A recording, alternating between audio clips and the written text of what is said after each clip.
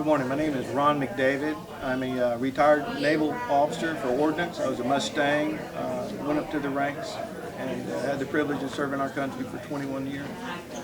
I joined 3 days after my 17th birthday and basically grew up in the military. The first call for our nation that I was involved in had been the Iranian Hostage crisis. I was a search and rescue swimmer. And though we didn't deploy that evening, we sat back and waited for the Sea Stallions to go back to the USS Ranger. It was the next day before we found out about the loss of our fellow comrades in the sand.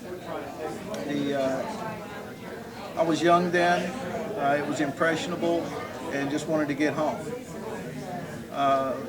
Several years later, we were picking up refugees off of Vietnam. We were trying to get away from the Vietnam government and bringing on the boat people, and that occurrence, plus also picking up Haitians years later, made me realize just how thankful to have been born and raised in the United States, seeing how other cultures were having to flee communism and dictatorships and willing to sacrifice their lives just to get to a boat that was overloaded with people.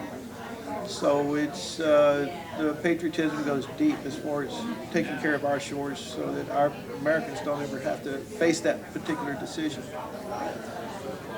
Years later, under the Bush administration, we had Desert Storm, and we started out with the SHIELD in Desert Storm, and we were forward deployed over there.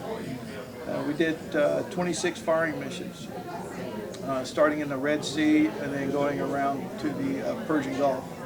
I was there when the Princeton was hit by mines and watched her get towed out. And then we had a firing mission that was on February 6th. And we were the frontline shooter for that firing mission, and it was devastating. We delivered ordnance on target just to find out that we killed several thousand women and kids while they were asleep. So it was a bad op. And it took years to get over that. I'm fortunate. I have a large family. I have 8 kids, 13 grandbabies, and I have my faith and I have my friends. And the word PTSD doesn't really jump up at you, but you wake up and you have the anniversary of that date, or for years afterwards. Every time I saw a baby, I would think about what we had done. You think about the Romans, where they fought, they always said it's better that some of the other side civilians die than yours, but that's a terrible decision to make.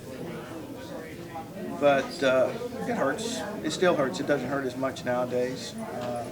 I used to go out and get drunk on the anniversary of that operation, and now I don't. It's just another day. And it does it hurt? Yes, but it doesn't hurt as much. So my recommendation to somebody that would be taking the way out to avoid the pain is face the pain, live with the pain. Tomorrow's another day. Just take it every day, and every day that comes and passes, it'll hurt less. Don't forget it. It's now part of you. It's part of who you are, and until the day that you die, it's with you. Don't let it dictate your day. And if it's a bad day, I encourage you to talk to somebody, anybody. Don't get drunk. Don't take anything, or you want to be yourself.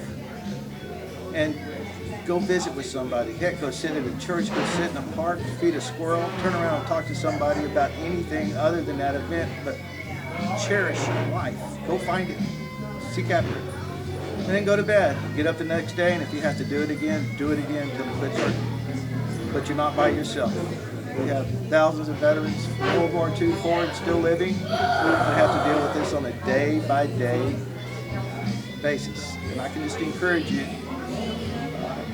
to get a veteran, get a friend, keep that number, keep them on your speed dial.